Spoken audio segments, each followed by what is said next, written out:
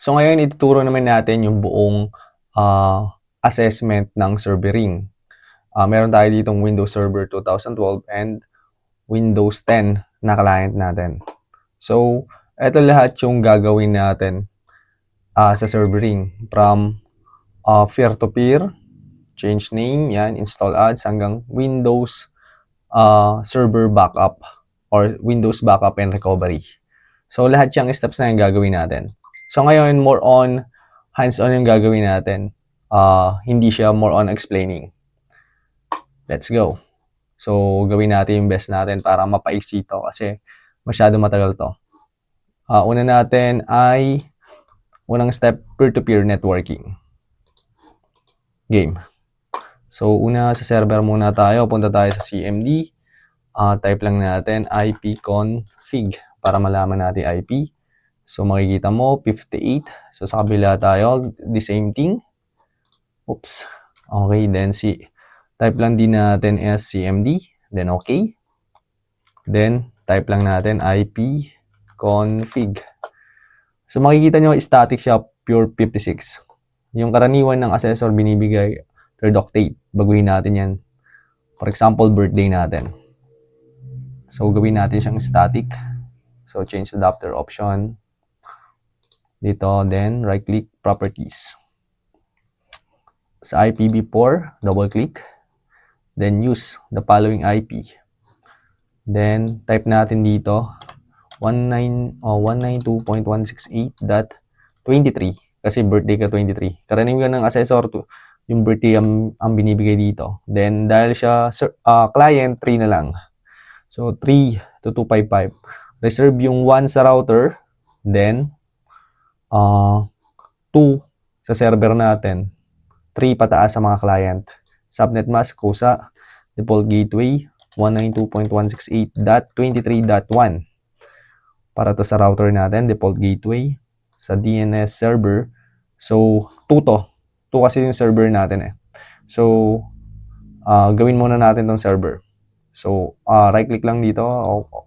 Open a network and sharing. Change adapter. This one, right-click. Properties. The same thing nang ginawa natin dito. Okay. Then, use the following IP. So, ang IP nitong server ay 192.168.23.2. So, ito yung ilalagay nating IP dito. 192.168.23.2. So, subnet mask, kusa. Default gateway ay 192.168.23.1. Then, yung server, DNS server ay ganun din. 192.168.20. Oops. Sobra. 23.2. Yung IP rin ng server natin. So, okay natin to. Okay. Ito rin is okay natin to. Okay. Okay, then punta ulit tayo sa CMD natin. Check natin kung nabago yung IP. Arrow up na lang natin para mabilis. Enter. So, wala pa. This one. Check natin yung CMD nito. Arrow up. Enter. So, makita nyo nagbago to. 23.2 na. Kalina, 56.103. Okay, ngayon 23.2 na. This one, arrow up natin para mag-type ng IP config. Ayan, 23.3. So, goods na silang dalawa. Then, after that, kailangan natin i-ping yung IP para makita natin kung connected ba sila from each other. So, ping lang natin yung IP ng kabila. Ito. So, ang IP niya ay 23. 192.168.23.3. Then, negative T para dire-diretso yung ping. Yung kabila din, ping natin siya. Ping 192.168.23.2. That's one. Check natin kung magpiping siya. So, negative T para dire-diretso. So, makikita mo, puro timeout. Para to mag-reply, may babaguhin ulit tayo dito sa setting niya. Advanced, then change adapter. Okay. Network and sharing pala. Network and sharing. Then this one, change advanced sharing. Sa private muna tayo. Paki-turn on. Paki-turn on. Yes. Paki-turn on. Turn on. All network. Turn on. Okay, then yung password, paki-turn up. Then save changes.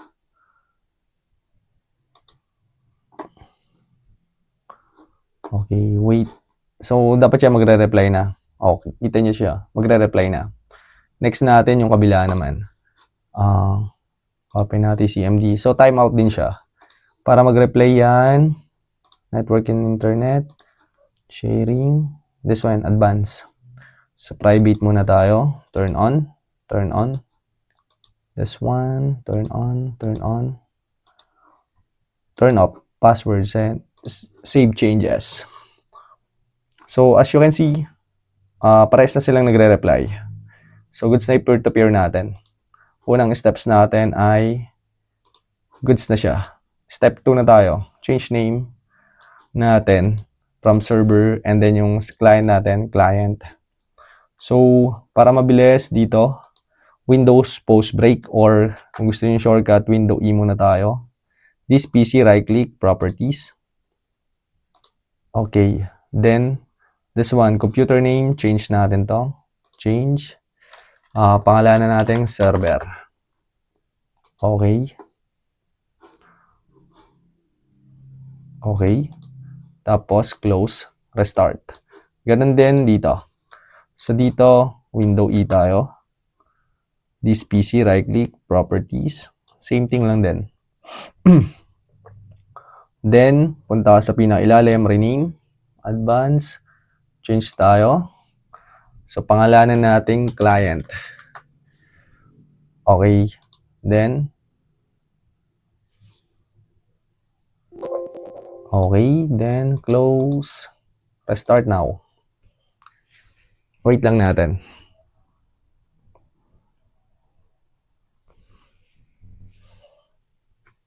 Then, login na natin ng kabila.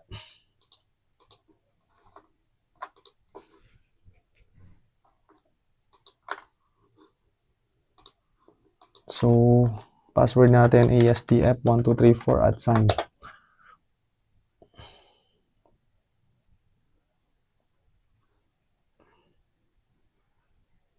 Okay, expand natin local server.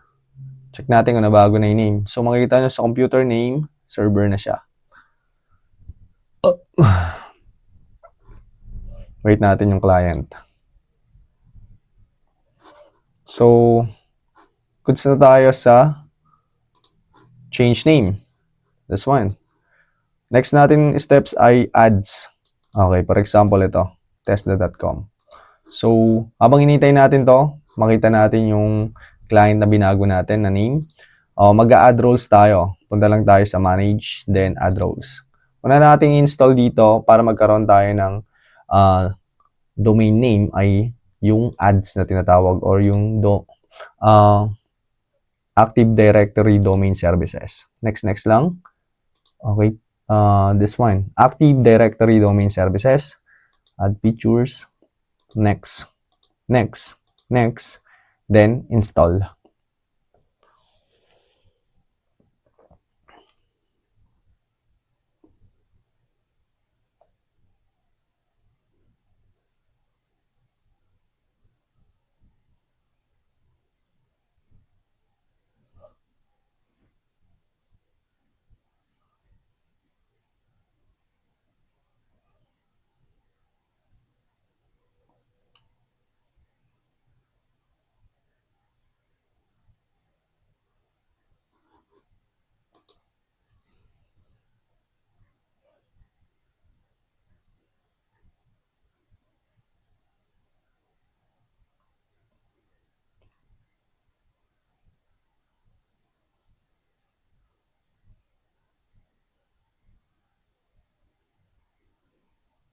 Okay, after ma-complete, close lang natin. Okay, makikita nyo may exclamation point. Click nyo lang yan. Then, promote this server to domain controller. So, click lang natin yan. So, click nyo lang yung add forest. And then, kung anong domain mo na gusto. For example, lagay ko lang kenneth.com. Pangalan ko lang, first name ko lang. Then, next ko lang. So, check muna natin habang, okay, maglagay tayo ng password. Ay, loading pa. This one, password. Ang lagay lang natin, yung malaking A, S, D, F, 1, 2, 3, 4, then at sign. Dito din, confirm lang. At sign, next. Then next lang din yan. Then mag-check to kung may prerequisite tayo. Wait lang natin saglit. Then next.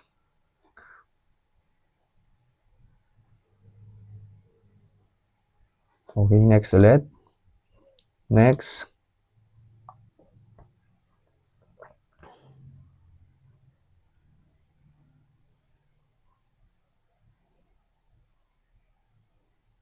Then install. Makita nyo, kailangan green to. Pass siya sa all prerequisite. Then dito, check natin siya kung mag-window E tayo. Check natin siya kung right click, then properties. Kung nabago siya into client. So makikita mo yung device name niya na is client na. So goods na siya. So goods na tayo sa steps na to. Goods na to. So ito, hinihintay lang natin. So makikita nyo yung domain natin sa server manager. Ayan o, workgroup pa siya. So yan, dapat maging domain. Habang hinihintay natin tong ini-install natin na to. So after nito, magre-restart yung PC natin. Hintayin lang natin.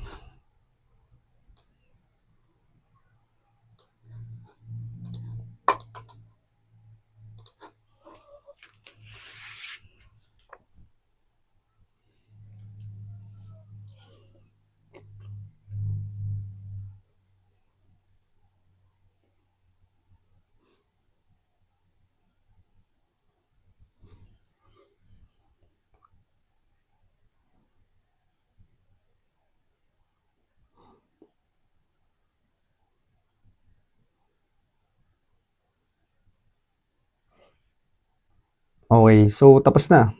Mag-shutdown yung ating PC. So close lang natin. Close. Magre-restart to. Yung ating server. Kusa yan. Wait lang natin.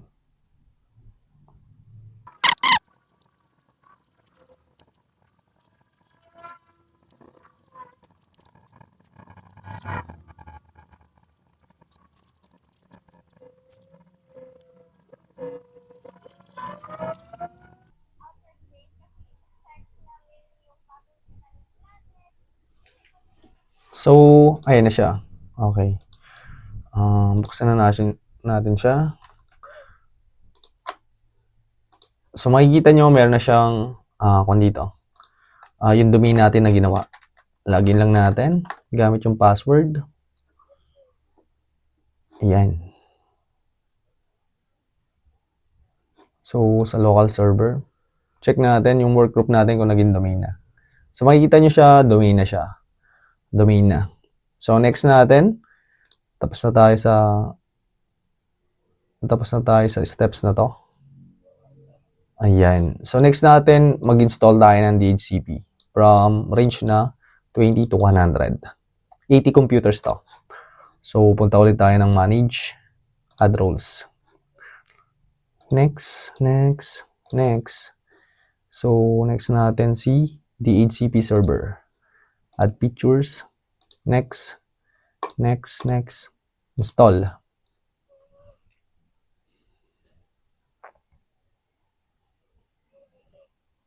Makita nyo nagkaroon ng 1 doon, no? So, after nito, meron pa tayong install ulit dito. Wait lang.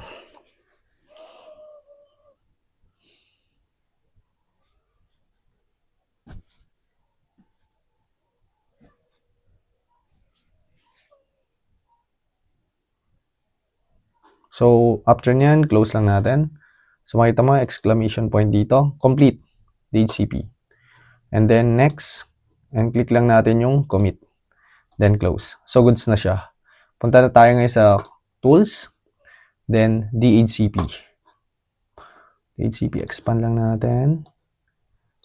Okay. IPv4.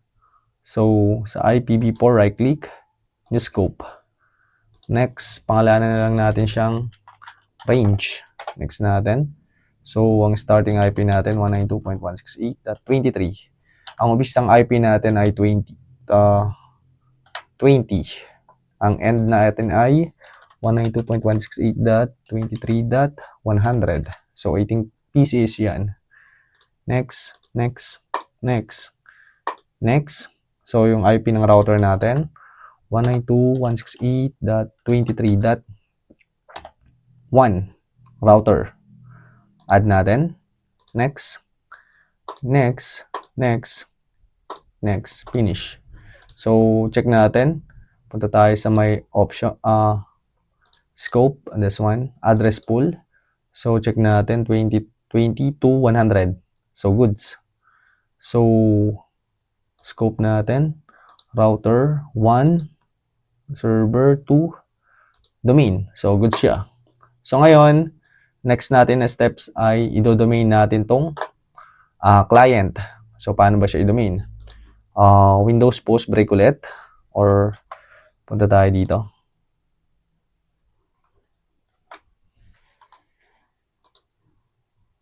Naghang. Yun. Okay, then sa this PC, right click. Ang shortcut ito, Windows post break. Tapos, next natin, rename of this PC. So, next steps natin ay, tapos na tayo sa scope, this one. So, ang next step natin ay make client, itong Windows 10 natin na domain with DNS suffix na tesla.com, na knet.com to. So, rename this PC.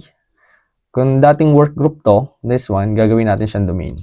So, ang pangalan ng domain natin, ano yung pangalan nito? Pangalan ay knet.com. Knet.com. So, this one, administrator. Ang password natin ay ASDF1234 @ sign. Okay, welcome to domain. Okay lang natin yan. Magre-restart ulit to.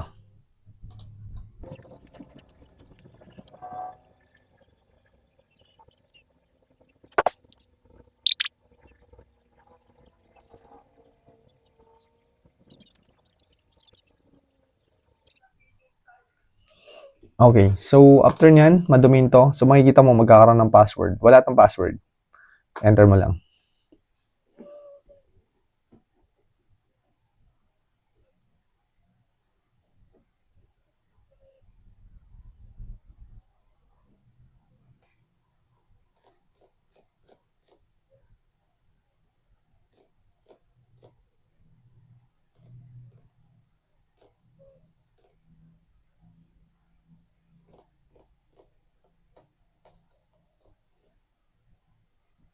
Yun.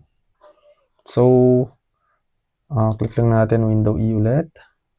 This PC. Properties. Check natin. Double check.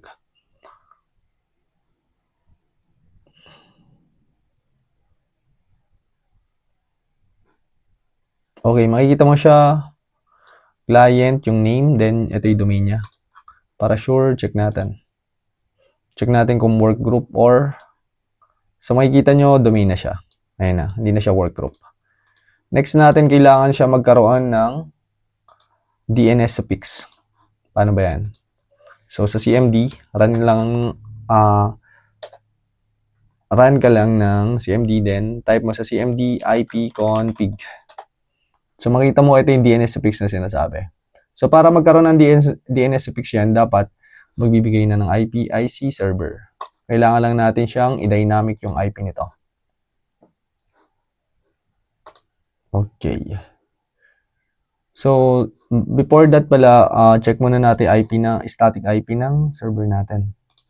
Baka kasi nabago eh. Yung DNS. Okay, ito makikita nyo, preferred DNS. Baguhin natin yan. 192.168.23.2 yung IP ng server. Okay. So, dito, kailangan lang natin i-dynamic yung IP. So, punta ka tayo sa change adapter option. So, right-click, then properties. Sa may IPv4, this one. Gawin lang natin siyang obtain. Okay? Okay. Then, disable natin. Then, enable ulit. Kailangan niya yun, lumabas yung kung dito. Yung domain natin na kenneth.com.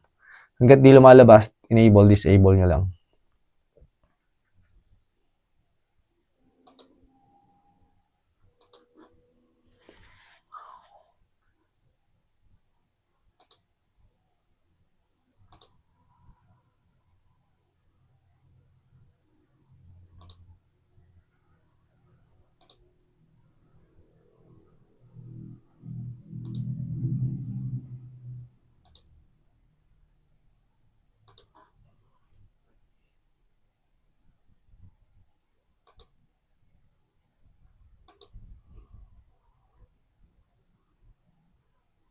Yun, makikita nyo meron na siya. Check natin sa may CMD ulit. ipconfig. Yan, makikita nyo may DNS suffix na siya. So, goods na tayo sa steps na to. So, gagawa naman tayo ng reverse lookup zone sa server natin. So, kailangan muna natin ng CMD. Run natin ang CMD ipconfig. So, ang IP natin ay 23.2. So, type natin ns lookup. Then, yung IP 192.168.23.2. So, makikita mo, server niya unknown. Then, yung address niya wala. Okay. DNS natin, reverse lookup zone. Gagawa tayo ng reverse lookup zone. Okay, tools, DNS, server, for reverse lookup zone. Right click, new zone, next, next, next, next. IP na unang tatlo, 192.168.23. Double check, 23. Then, next, next, finish. So, click mo to. Dito, right click. New PTR. Then, 192, IP ng server. 2. So, type mo lang dito, 2. Then, lagay mo dito, hostname, browse, server. Then, yung kenneth.com. Baba natin. Hanapin mo yung IP na static, this one. Ng server, this one. Then, ayun yung IP niya. Okay. Allow. Then, okay. Then, NS lookup tayo. Arrow up na lang. 192.168. Enter. So, makikita mo, ito na yung domain name ng IP na to. IP ng server natin. server.kenneth.com. So, pinagsama niya yung this one. server.kenneth.com. Pinagsama niya na yun. This one. So, goods na tayo sa reverse lookup zone. So, dito, create tayo ng organizational unit and user. Okay, go to tools. Then, users. This one. And computers. Okay, sa domain natin, expand, right-click, new, organizational unit. Pangalanan natin, ICT Department. Then, okay. This one, right-click, new, user. So, pangalanan natin tong Kenneth, last name, Gloria. Ang log-on niya ay Ed. Next natin. Password niya ay ASDF1234 @ ASDF1234 @. Then this one. Next natin. Then finish. So meron na tayong isang user sa ICT department. Ngayon login natin dito sa client natin. So this one. Then switch user. Other PC. Then other user. ed. Tapos yung password ASDF1234 @sign. Enter. So makita mo na login na natin. Kenneth Gloria, magwo-welcome yan. So good siya, connected. So tapos na tayo sa tapos na tayo dito. Ngayon folder sharing tayo and redirection. Okay, so sa folder sharing and redirection natin, gawa tayo ng folder sa My Documents. This one. Dito tayo maglalagay ng folder na i-redirect natin. So mag-new tayo ng folder or delete muna natin yan. Right click, then new folder. Folder natin, ICT files na lang. Sa ICT files, right click, properties, sharing, share. Okay, to everyone. Add, read and write, share. Okay, done. Okay, sharing, share this folder, permission, allow all, apply, okay, copy mo yung path, right click, copy, okay, close. Ngayon, punta tayo sa server, tools, group policy management, expand muna natin, domain, okay, expand, right click, then create, GPO, pangalanan natin ICT.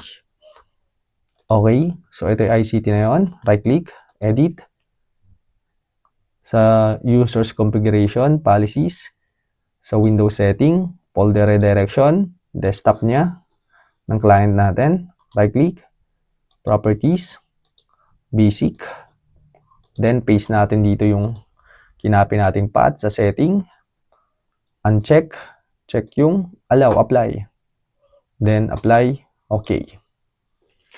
Then hintayin lang natin to.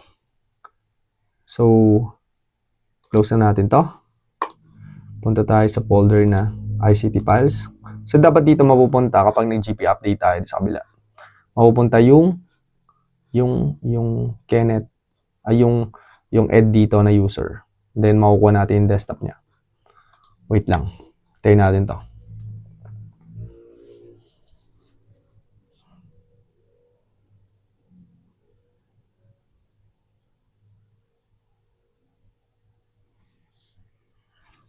Yun. So para mag-apply dito yun dahil group policy dito sa natin, user natin, mag-run tayo ng GP or GP update space /force.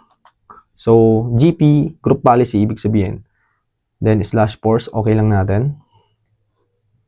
Then mag-update yung group policy natin kasi gamit natin dito para makapag folder redirection ay group policy management. Kaya kailangan nating i-GP update. Then yes lang to. Y. Then enter. Magla-log off yan and then ilalag in lang ulit natin. Okay. Say yung Gloria. Password natin. 1234 @sign. So dapat yan lalabas yung folder. Ayun. So ayun na siya. Lumabas na yung folder na ed.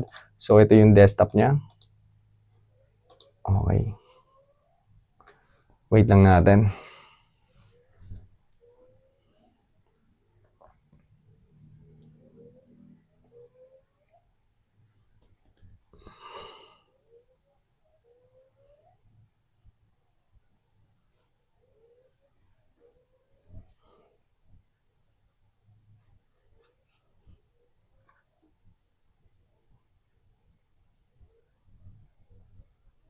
Yun. So, ito na yung desktop ng ed natin na user.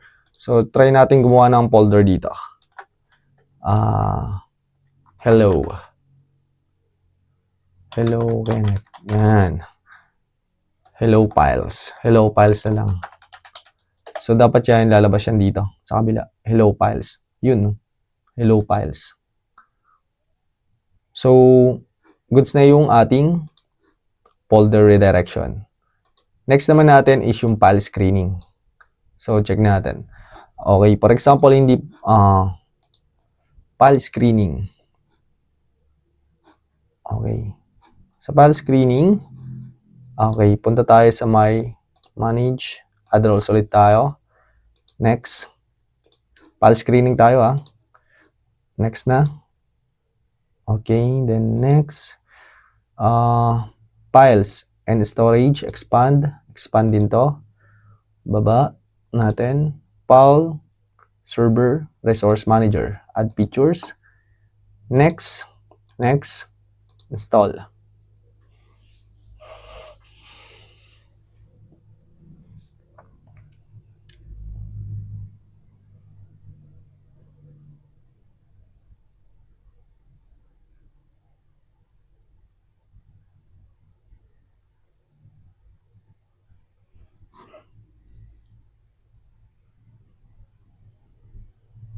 Okay, pagtapos na, close lang natin. Okay, tapos, punta tayo sa my server ulit. Then tools. Okay, punta tayo sa my file server resource, yung install natin. Okay, sa file screening, expand mo lang, file screen. Then create tayo. Okay, ang ibablock okay, yung folder folder redirection natin kanina. This one, yung ICT files yung kanina natin. Lagyan natin ng restriction o filter. So, browse natin yan. Yun sa documents, ICT files. Then, okay.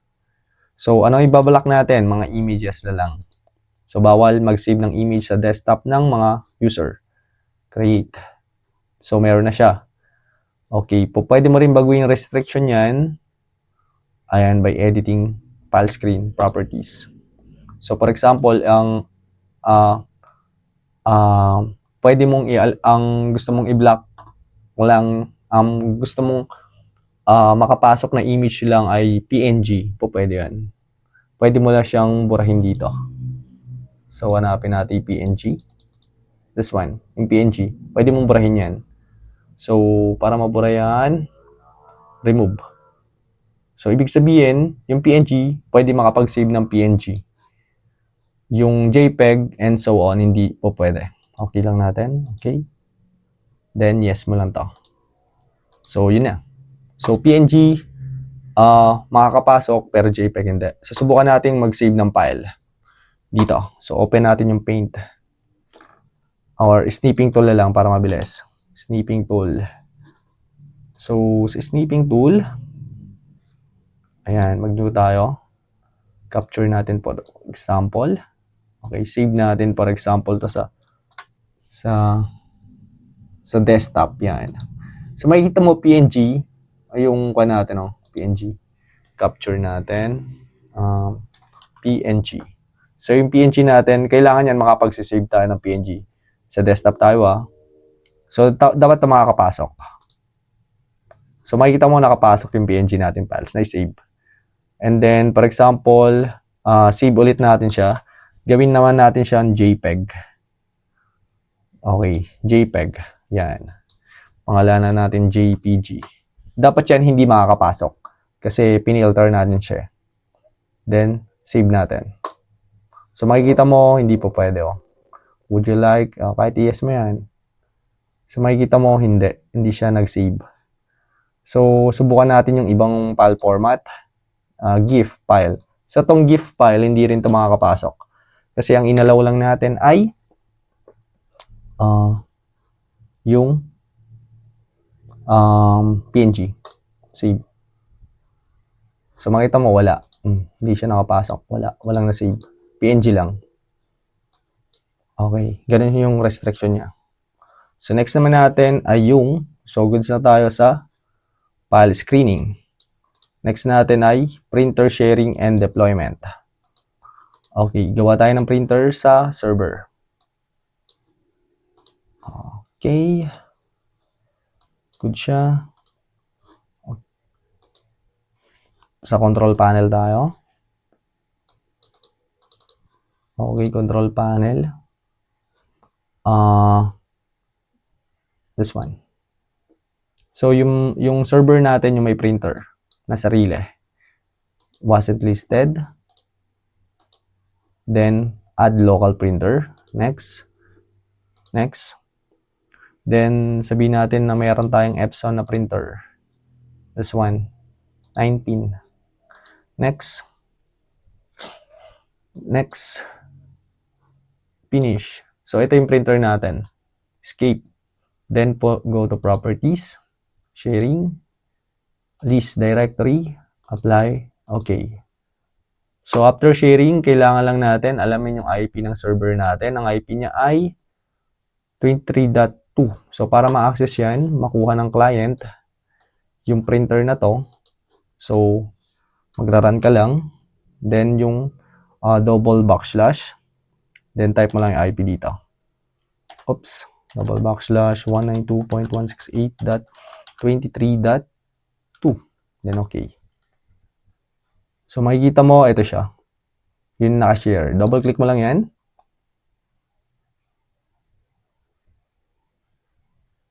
Then, ayan siya.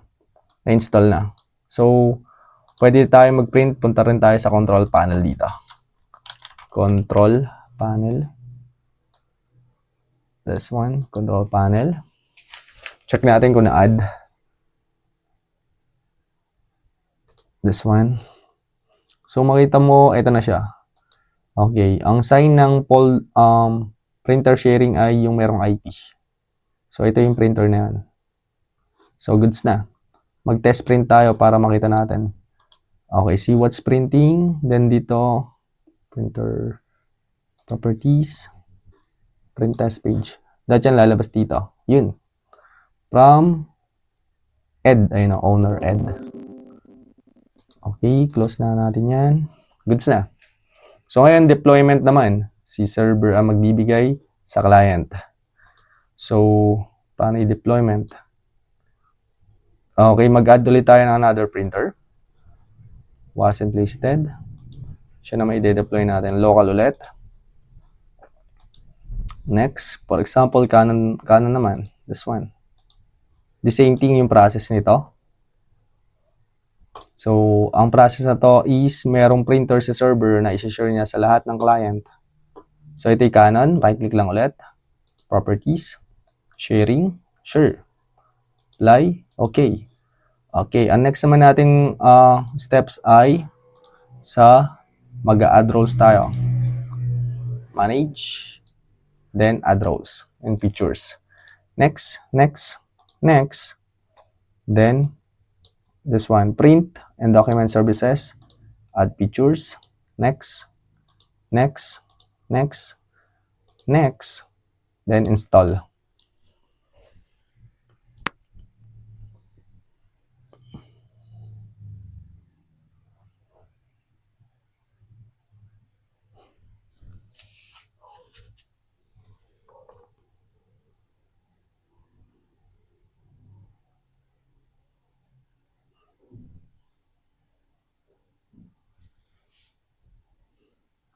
Then, goods na. Close mo lang.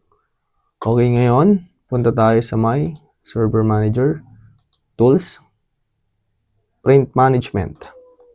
Sa print management, punta sa print server, server, printers. Click mo lang yung printer. Then, itong Canon na to ang i-deploy natin. Right-click, deploy with group policy. Then, browse lang natin yung ginawa nating GPO, ICT. Okay. Then, check this one by per user. Then, per machine. Click mo lang sa add. Mapupunta siya dito. Apply. Okay. Okay. Okay. Para yan ma-deploy sa group policy natin. Okay. Mag-run ka lang dito ng GP update ulit. Dahil group policy siya, kailangan nating mag GP update /force. Okay mo lang. So, check natin siya sa my control panel. Check natin. Lalabas siya dito eh. On server dapat. Kanina ito yung sharing, yung deployment natin dito. Dapat lalabas siya. Refresh nga tayo. Baka andyan na. Wala pa. So, yun. Goods na siya. Oh. So, check natin kung mandito na. Kung minsan kasi lumalabas siya kahit di ka mag-log off eh. So, dahil ayaw lumabas, yes mo na lang to. Mag-log on ulit tayo.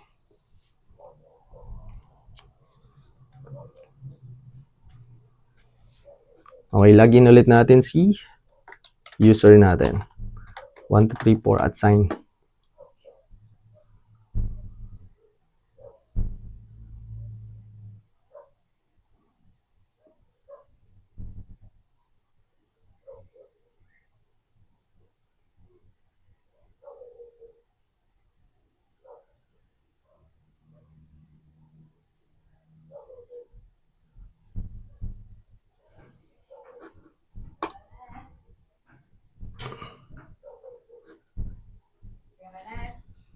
Oh.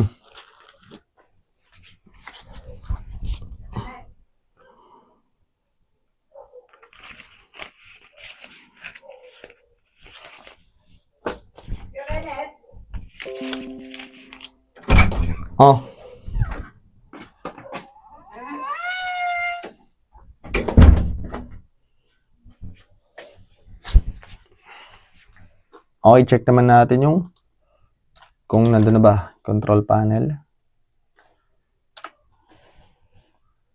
This one. Device and printer. Expand natin. So, wala.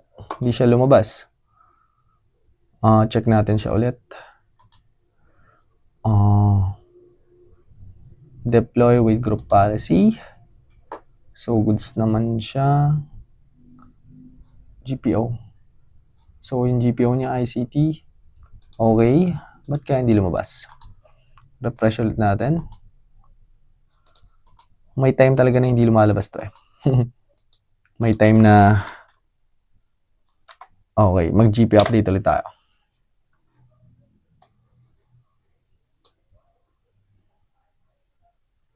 Pero mamaya to lalabas. Sure yun. Mamaya double check natin. Pero tama tayo sa ginawa eh. Tama yung ginawa natin eh. Right click, refresh. So wala. So mamaya balikan natin to. Pero basta nagawa natin sharing. Yung deployment dapat lalabas doon on server. Lalabas dapat yan. May time kasi na delay kasi VirtualBox yung gamit natin. Pero kapag yung talagang kuha ng gamit natin, hindi yan nagdi-delay. Mamaya na natin i-log up. So, punta tayo sa next steps. Folder mapping and drive map naman. Okay, sa server ulit yun.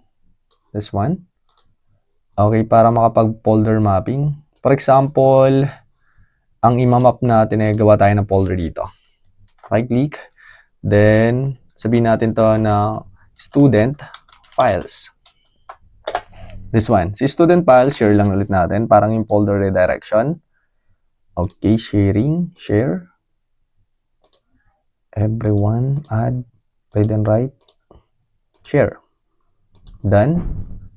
Sharing, share this folder. Permission, add, apply, okay. Apply, okay. Then copy yung path.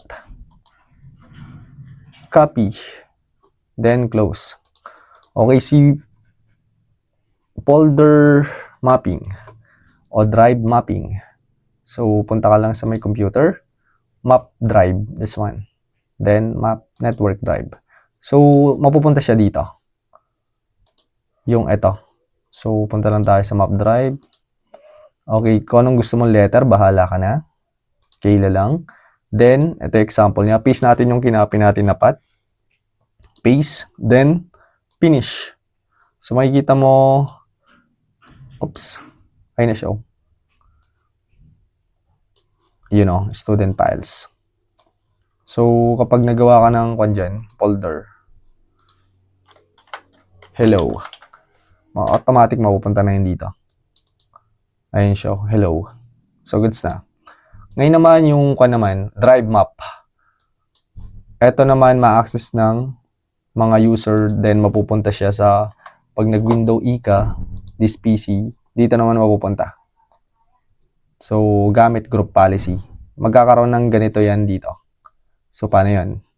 So, una, punta tayo sa server, tools, group policy ulit, group policy management, expand. Okay, expand din natin to. Expand natin yung domain natin. Yung ICT, edit ulit natin. Kung dati sa user configuration, sa preference naman tayo. Kung dati sa policies, ngayon preference, Windows setting, drive map. Right click, new, map drive. Sa map drive, action, create. Location, paste natin yung path dito.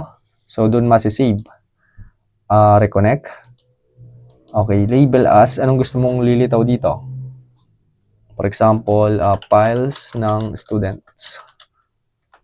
Okay. Then, anong letter gusto mo na lalabas doon? For example, K. Then, ito optional lang. Show natin. Show. Apply. Okay. Okay, dahil group policy yon, kailangan nating GP update ulit para lumabas dito. Run ulit. GP update /force. Okay.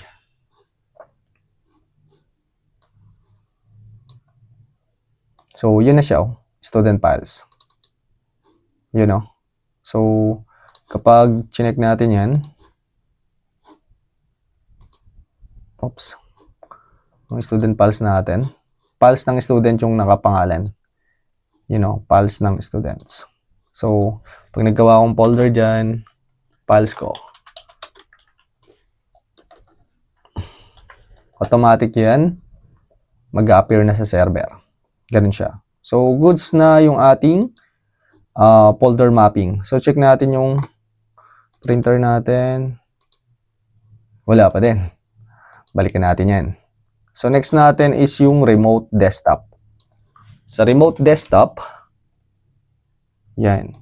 Sa remote desktop, subukan natin na remote desktop. So, okay, punta tayo sa may server ulit. Mag-a-add tayo ng roles ulit. Next. Next, next. Then, baba. Remote desktop services. Next. Next. Next. Okay. Si broker, add features tayo. Si licensing, add features tayo. Then, session host, add features. Next. Then, install.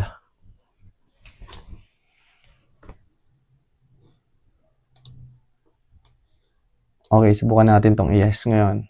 Yun sa kabila. Kailangan ulit natin mag-log up. Hala pa eh, yung printer. Habang nag-install to.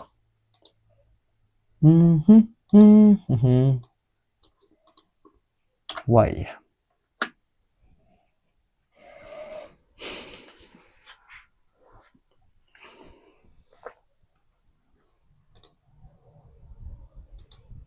Login ulit natin.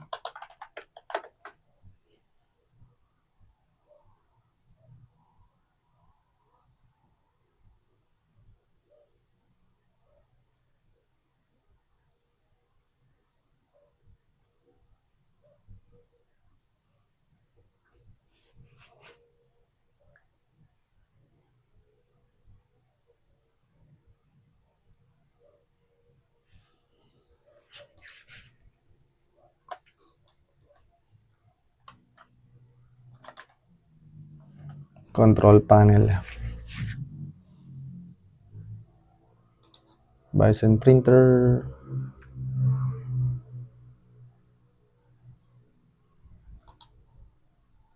Refresh. Ayaw pa din ah.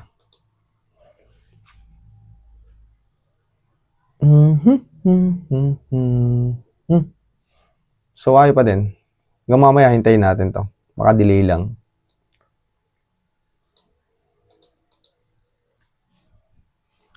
Then, close.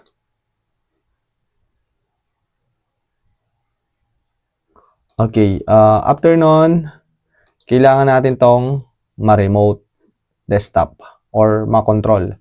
So, punta lang tayo sa may start button. Search natin dito. remote desktop connection. So, show more option. Type lang natin yung IP nito. So, check natin ulit yung IP niya. CMD IP config. So, ang IP niya 23.20. So, kasi dynamic na to. So, type mo lang dito 192.168.23.20. And then, yung username niya, makikita mo ang user niya ay ed, di ba? Yung kalina, yung nilalagin natin. So, type mo dito sa username ay this one, ed. Yung pan-login natin dito kalina sa client. So, kailangan dito, ito ilalabas dito. Makakontrol natin. Connect.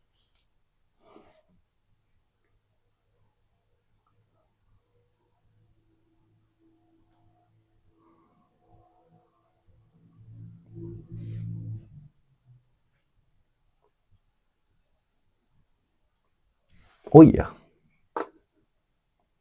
Can connect the remote. Okay. So, okay muna natin yan. So, kailangan natin mag-restart. Add pictures. Check natin. Restart. Ayun o. Pending restart. So, kailangan muna natin mag-restart. Sa, kung na to. So, restart tayo. Para mag-continue yung process. After nitong restart, saka natin siyang i-remote.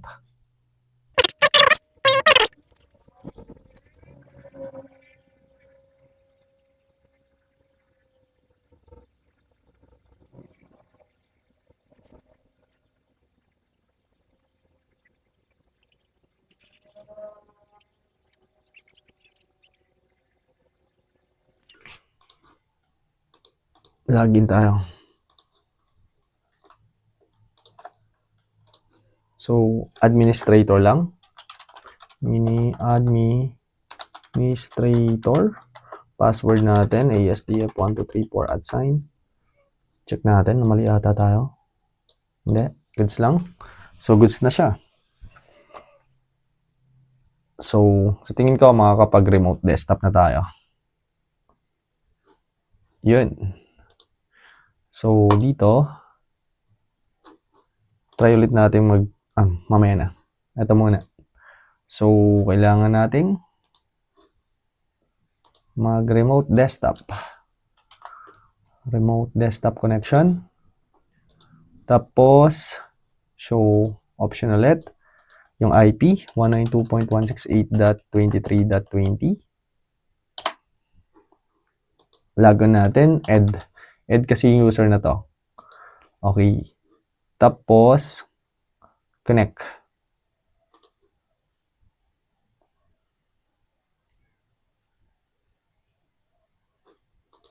Check nga natin yung IP nito. Baka, ayun, meron pa rin, domain pa rin siya.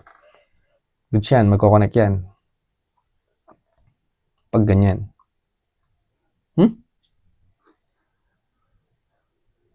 Can connect this computer, one of the reason. Remote access services not enabled. Okay. May nakalimutan tayong steps. Oo nga, no? Nalimutan natin. So, may i-allow pa pala tayong sa remote desktop. Next steps natin ay i-add natin to. So, punta tayo sa window E. Right click. Then properties. This PC pala. Properties. Okay, then advanced. Setting sa remote. This one, allow. Select user. Kailangan tayo ditong sa remote desktop user. Add natin si ed. Check names. So, ito na siya. And then, meron pa tayong kailangang i-allow si administrator. Admin. Check natin. Okay. Okay. Then, okay mo lang to. Yun yung nalimutan natin. Kaya pala ayaw, ha? So, dito rin, ganun din. So, punta ka sa this PC. Right click, properties. Pause break ang shortcut nun. Expand natin sa baba. Advanced setting. Okay, para kung tayo, balik tayo sa PC. Para ma-add natin siya nang hindi lumalabas yung username password. Switch user. Balik tayo sa PC, yung walang password. Tapos, okay, the same thing ulit dito. Wait, malag.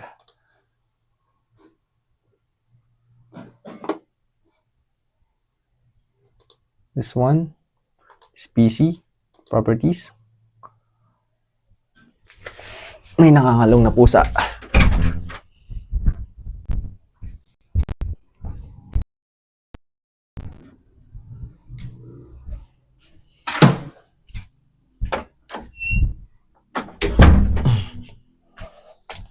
Yan, palatastas. So, punta ka sa advanced. Tapos, sa may remote. Okay, allow. Select user. Okay, add natin yung si Ed. Check names. So, ano yung username ni Ed? So, Ed siya. Tapos, ASDF1234 @sign. Okay. So, ayan siya. Okay. Ngayon, si administrator naman. Administrator. So, administrator. ASDF1234 @sign. So, ito siya. Okay. Oops. Wait muna. Mali. Add lang. Admin. Check names. Okay. Okay mo na to. Administrator. So, yan. Okay lang natin. So, apply. Okay. So, ngayon, saka pa lang tayo sa remote desktop. Sorry. Nakalimutan ko yung steps na yun. Remote desktop connection. Then, balik tayo sa IP. Hindi. Ilagay natin si Ed. User na Ed. So, ito yan. Yung Ed to eh. Para pakita natin na siya si Ed. ASDF1234 @sign. Okay. So, ito yung itsura niya. So, sa CMD niya, ang itsura, ito, 2020. So, show user 192.168.23.20. User niya, IC, Ed. Then, connect. Connect ka na. So, makikita mo may password. So, ASDF1234 @sign. So, feeling ko goods na to.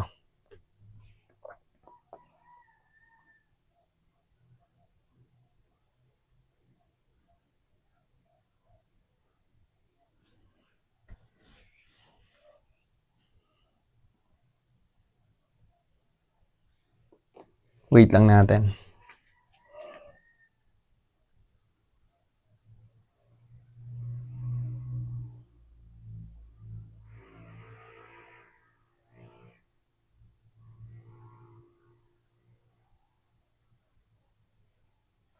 Okay, yes mo lang to.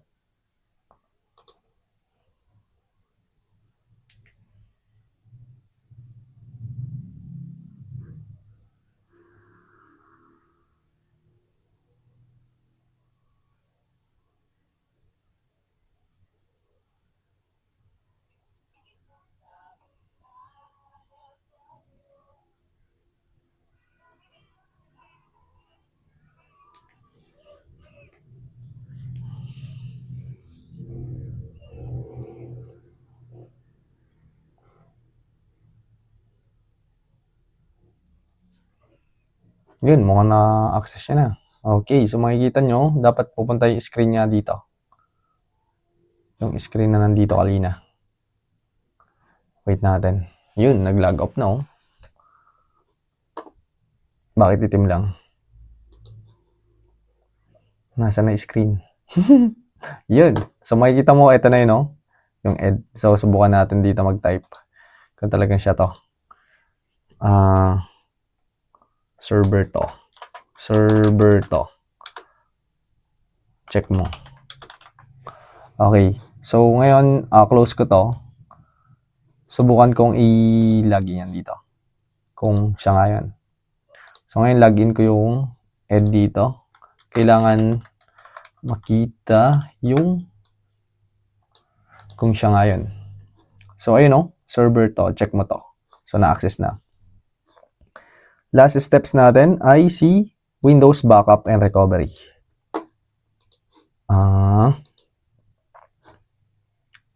So, for example, iba-backup natin ay this one, files ko. Lagay tayo ng dito. Ng files. Documents. So, ayun yung iba-backup natin. Yung files ko. Ngayon, kailangan natin mag-add roles. Tools. Then, no. Manage, add roles and features. Next. Guys, kung tayo Windows Backup and Recovery na tayo. Last steps na to. Then, punta ka isa pa next. Features yung kuha natin. Pinakadulo, Windows Server Backup. Next. And then, install.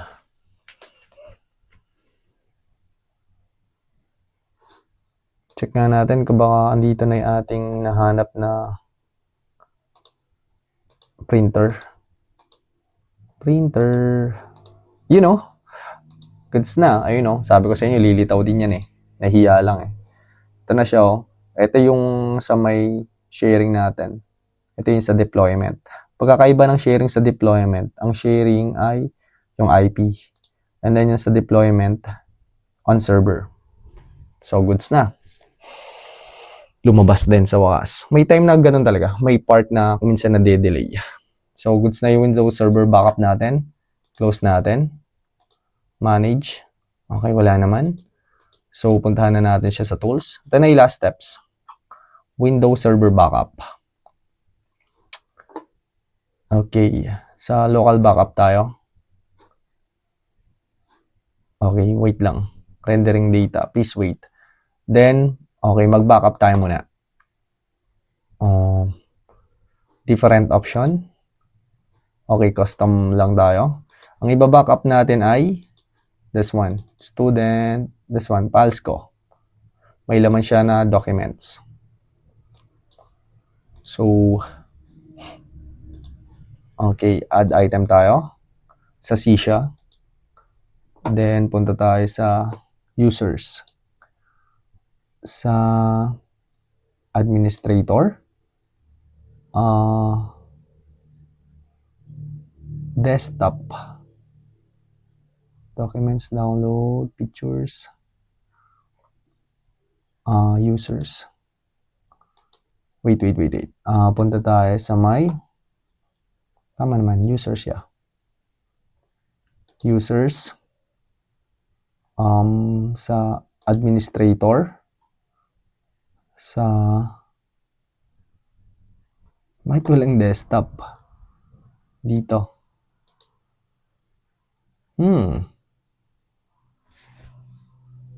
Wait. Hanapin natin. Sa default. Yan, sa default tayo. No, hindi yan. Public. Ba't wala? Dahil andito yun sa administrator. Tama naman na C. Wait lang ha. Sa C, users, administrator. Wala yung desktop. Local. Okay, i-access ko muna siya sa may dito. So, this PC. local disk, user, administrator. Wala yung desktop nga, oh. Saan siya napunta? Public? No? So, check natin yung, wait lang, nawawala. Right click, properties.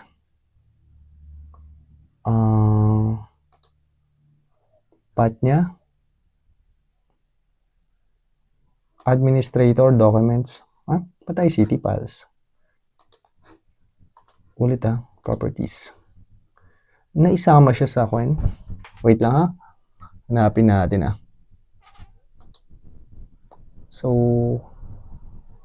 documents, ICT files, administrator, student files. Layo niya. Ito yung pinaka-path niya. Sa my user, administrator, documents, ICT files, administrator, desktop, student files. So, hanapin natin siya. So, wala siya administrator. Then, documents daw. ICT files, administrator. This one, desktop, student files. So, ito yan. Files ko. Haba niya, no? So, ganun lang. Pag maghahanap kayo. Then, itong files ko ang i-add natin. Okay. Then, oops, hindi na-click ulit. Sa users, administrator, documents, ICT files, administrator, desktop. Okay, files ko. Check natin yan. Then, okay. So, ayan yan. Next. Saan natin siya ilalagay? Na example, na share folder. For example, lalagay natin siya na lang sa may path ng ating pinolder redirection. Dito. Paano yan? Right-click lang natin. Properties, sharing. This one. Copy natin tong path niya. Dito natin lalagay yung, dito siya mapupunta. Yung backup. Then, remote share. Next. Paste natin dito yung location. Next. Backup.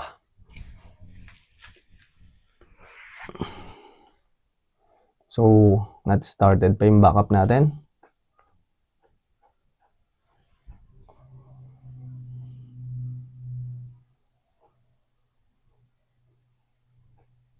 Yun. So, makikita natin, completed na. Successful yung pagba-backup natin. Check natin. So, ito na yung Windows backup natin. So, ngayon, di-delete na natin yung files natin na binackup. Okay, so ito yung files ko. Shift delete. Yan. So, permanent. Mawala siya. Kasi kapag kinontrol Z, lalabas yun kapag delete lang. So, shift delete. So, ngayon, re-restore na natin siya. Kailangan maibalik siya dito. So, makita nyo, wala. Oops. Ulit. Delete natin. Shift. Delete. Yes. Bakit? Wala pa akong nire-restore Ulit. Bakit bumalik? So, delete natin yan. Shift delete. Oops. Shift delete. Okay. You record permission ng computer administrator to make changes in folder.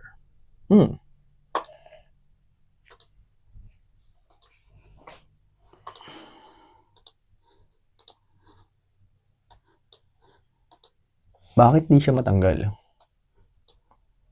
So, close ko muna. Yun. Saka pa lang siya natanggal. Hindi ko siya, nawala Ngayon, i-recover natin siya. So, buksan ulit natin yung Windows Server Backup. Nag-lag. Ewan kung paano siya. Pero bakit bumalik? Kala ko hindi mawala eh. So makita natin ito, successful yung backup natin. Ngayon, recover natin siya. This server, next. Next lang ulit to. Next lang ulit. Then, hanapin lang natin yung ibabalik natin. So, ICT files, administrator, desktop, student files, files ko. Student files. So, yung student files, click natin para lalabas dito yung files ko. I-recover natin. Double check. Kung meron, refresh. So, wala.